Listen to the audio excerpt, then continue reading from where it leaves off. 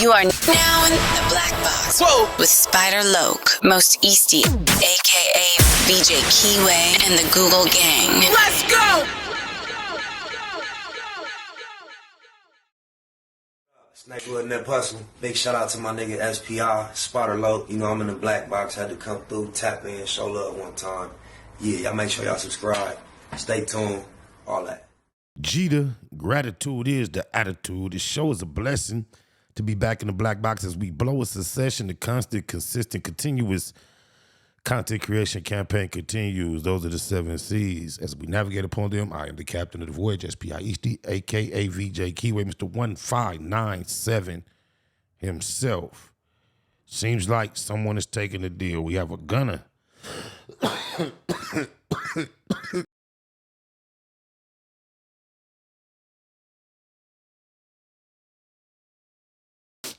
We have a gunner in the Big U Rollin 60 RICO, and I'm not saying his deal is like gunners, but I mean he's a gunner, meaning he took the first deal, it seems. We got somebody who took a plea, not one of the more popular individuals, but with no further ado, let's see what this Rollin 60 member that is taking the deal in this RICO has been up to. All right, so it looks like we've got an update in this whole Big U, Brick Baby, Loose Cannon, Rollin 60's RICO indictment, right? I'm sure you guys are familiar with the situation. I'm not going to spend a lot of time going over everything that has happened, but we are getting some news, some information today that people have officially started taking plea deals in this case. Now, you might be asking, why is that important? Why does that matter? Because obviously when people start taking plea deals, it means that they have admitted to committing the crimes that they are accused of, and in exchange for a plea deal they basically have to admit that they are guilty. This ultimately will work against Big U and everybody else that was charged in this RICO, because when people take plea deals and admit that they actually had some involvement in whatever they're being accused of, obviously that's not gonna look good when the other defendants go to trial. So today we are talking about this guy Christian Forbes, aka Bus. You might recognize his name from the poster that the police showed to the press when this RICO indictment was first unsealed and everybody was getting arrested. He's right here down at the bottom right. And Christian Forbes was basically charged with selling firearms to people in the Rollin 60s. Now, if you guys have been keeping up, you know that part of the government's indictment against Big U is that he was constantly in possession of firearms, even though he was a felon after catching a pretty lengthy sentence back in the 1990s. And the government has basically alleged that this guy Christian Forbes is the person that was providing firearms. Not only that, but Zahir Mitchell, also known as Brick Baby, has also been accused of obtaining and having firearms when he's not supposed to. Back just the other day, we talked about his gun case being pushed back to October. So apparently this Christian Bus guy is the guy that was providing firearms, and yesterday paperwork was actually posted on Pacer confirming that this guy is the first person to take a plea deal. So we can see the case number here, CR240056, and that's the case number for Big U. That's the case number for Brick Baby. Right, it's the same case number for everybody that's involved, and you can see it says plea agreement for defendant Christian Forbes, aka Bus. Okay, and the paperwork says this constitutes the plea agreement between Christian Forbes, also known as Bus, and the United States Attorney's Office for the Central District of California in the above captioned case. This agreement is limited to the USAO, that's the United States Attorney's Office, and cannot bind any other federal, state, local, or foreign prosecuting, enforcement, administrative, or regulatory authorities. And then it lays out his obligations for him to get this plea. It says defendant agrees to, at the earliest opportunity requested by the United States Attorney's Office and provided by the court, appear and plead guilty to the single count indictment, which charges defendant with engaging in the business of dealing firearms without a license in violation of 18 United States Code 922. He also agrees to not contest facts agreed to in this agreement, abide by all agreements regarding sentencing contained in this agreement, appear for all court appearances, surrender as ordered for service of sentencing, obey all conditions of any bond, and obey any other ongoing court order in this matter. So far, sounds slightly different from Gunner. Doesn't seem like he has to admit to anybody else's involvement, or he doesn't have to admit to anything that incriminates anyone else. Like saying, yes, I am a member of Big U Enterprises, and this is a mob organization like YSL Gunner. It don't seem similar in that sense.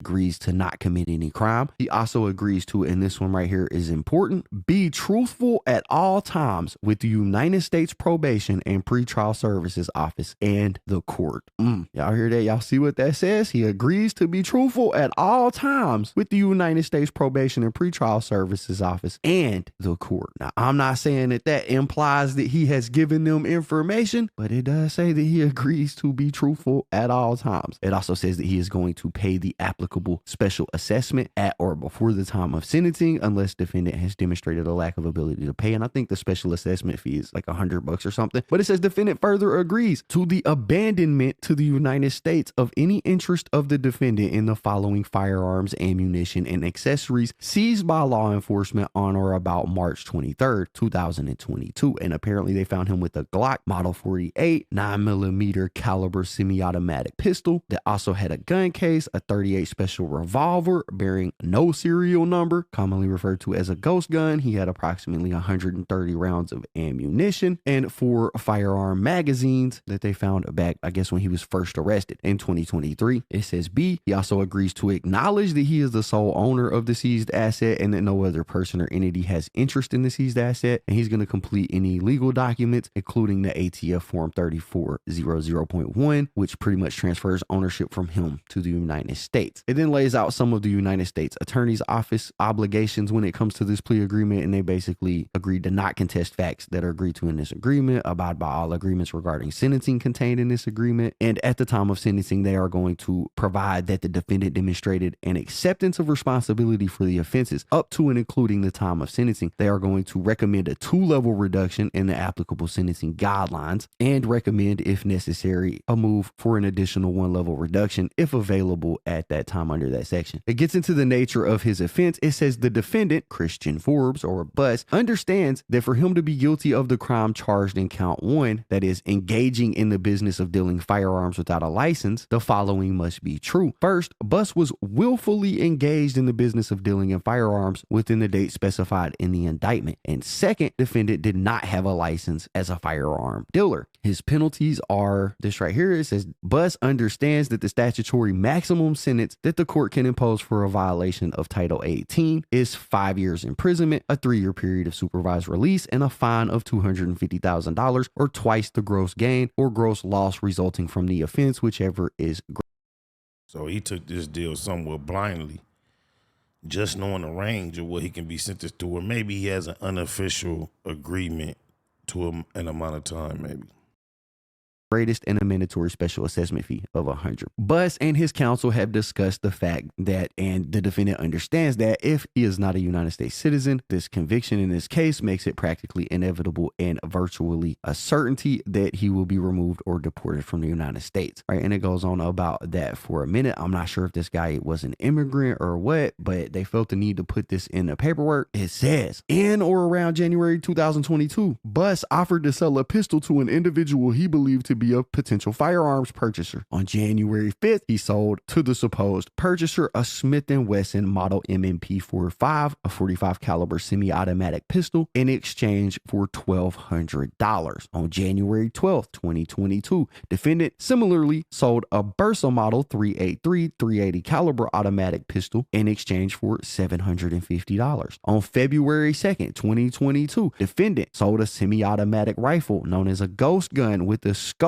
and of unknown caliber, along with the 60-round drum magazine, PMag D60 ammunition, and 10 rounds of PMag 10 magazine, 9 rounds of 223 rim ammunition, 56 rounds of 5.56 ammunition, and a black case laser attachment in exchange for $1,800. On March 10th, 2022, Bus sold a Taurus Model GS2 9mm caliber semi-automatic pistol with 7 rounds of 9mm caliber ammunition in exchange for $1,250. Dang, bro was busting head. The Taurus GS. Oh, my mama, all documented. He probably didn't ever think that's why the flow is so easy. He didn't know it wasn't that much war going. God, D now.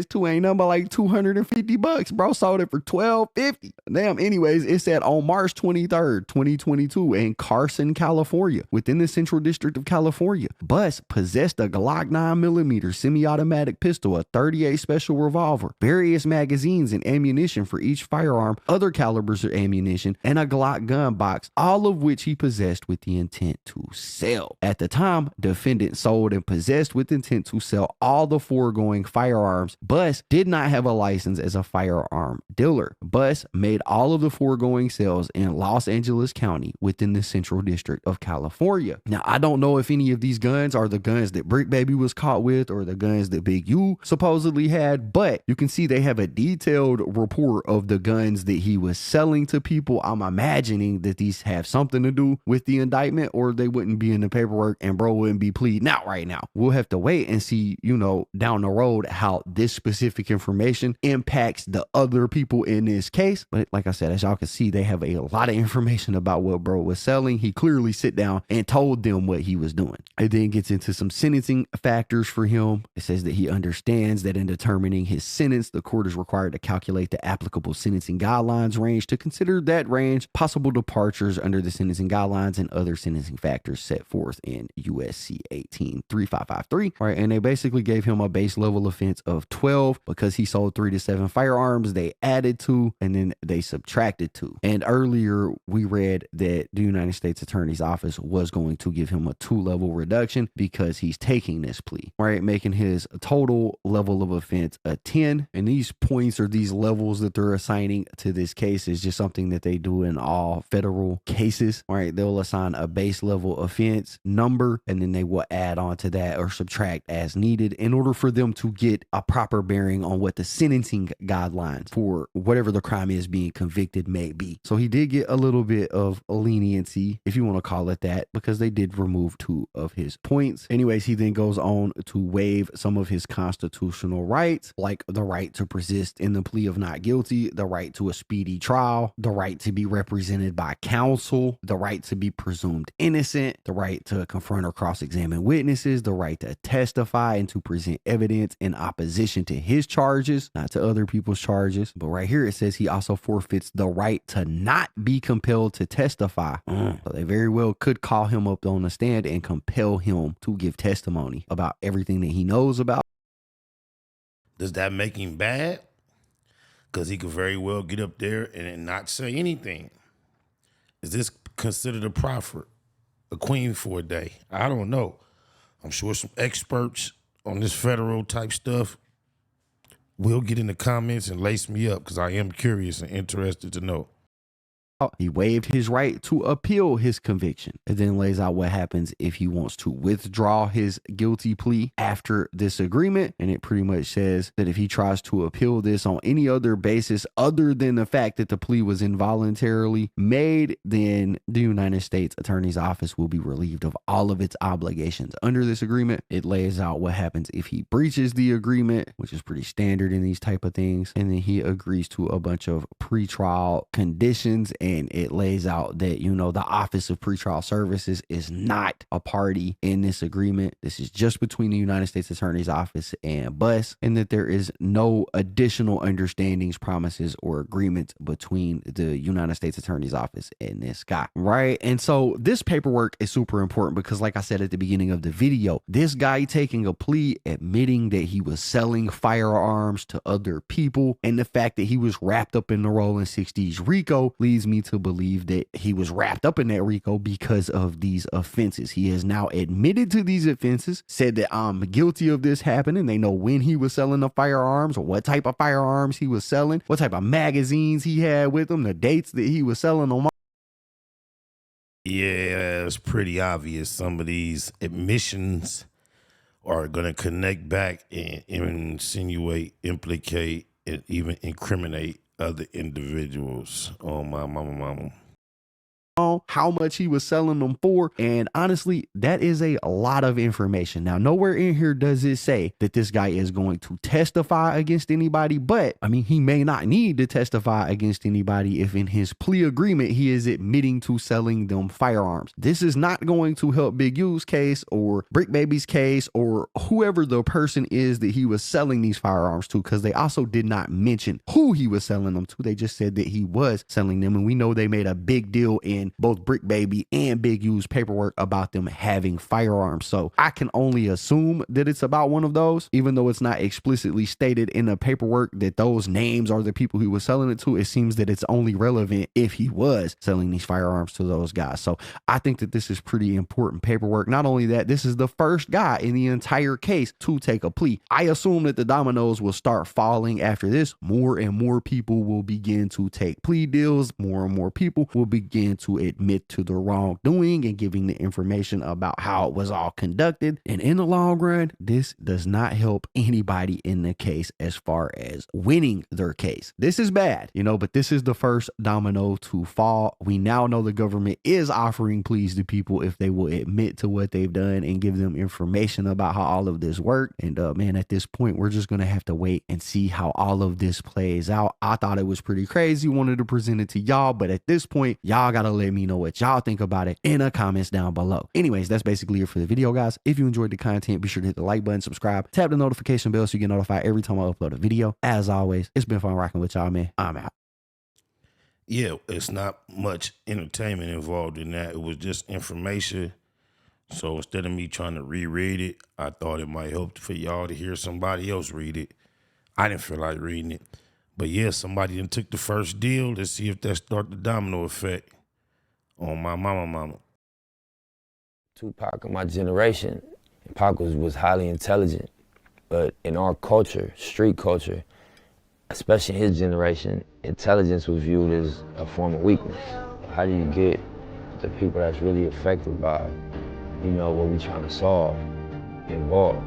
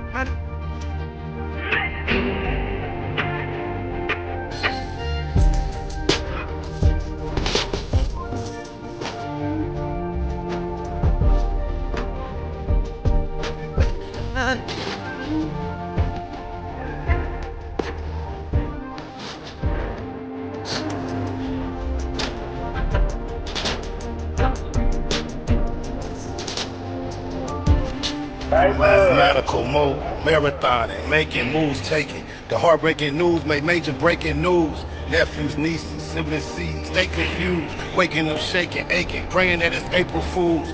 Chosen child from the now stakes is huge. Snakes and fakes, styling the gate is too late to choose. Through violent visions gave victory. paid your dues. Motivated, demonstrated, elevated views. Truths don't die, we multiply. I ain't make the rules. Self-medicate, meditate, and celebrate the blues. Neighborhood, roller coaster, you can take the cruise, I'm good. Blue laces, suede Puma's favorite shoes. Jesus to the generations, you never say me on my babies. Most beautiful gift Puto ever gave me. For such a precious life, who decides Christ? I couldn't view the slide twice, cuz they crucified Christ.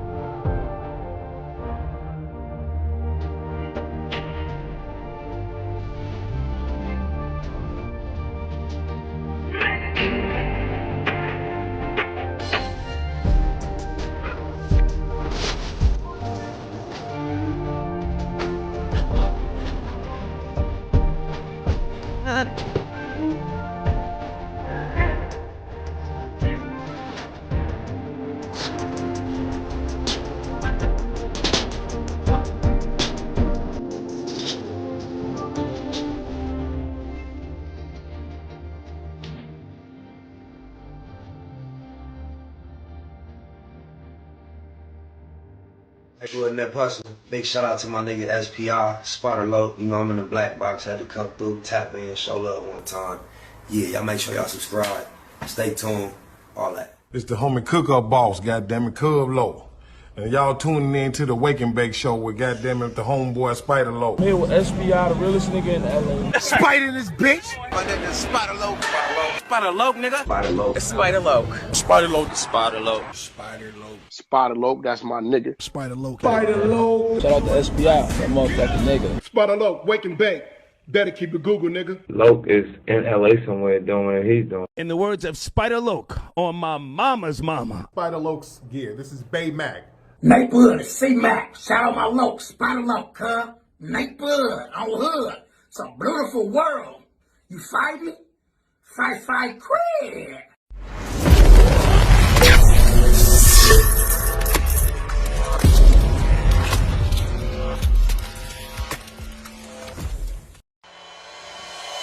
Point blank, through no subliminal dissing. When I listen, I can tell you never been on no mission. Sticking to the script, don't care if I offend you. Neighborhood crib, the marathon I overlook my competition, never seeing them.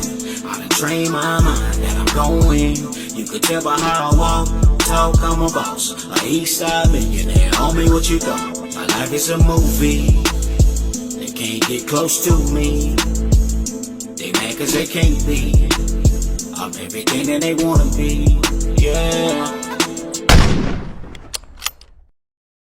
You are now in the black box. Whoa! With Spider Loke, Most Easty, aka BJ Keyway, and the Google Gang. Let's go!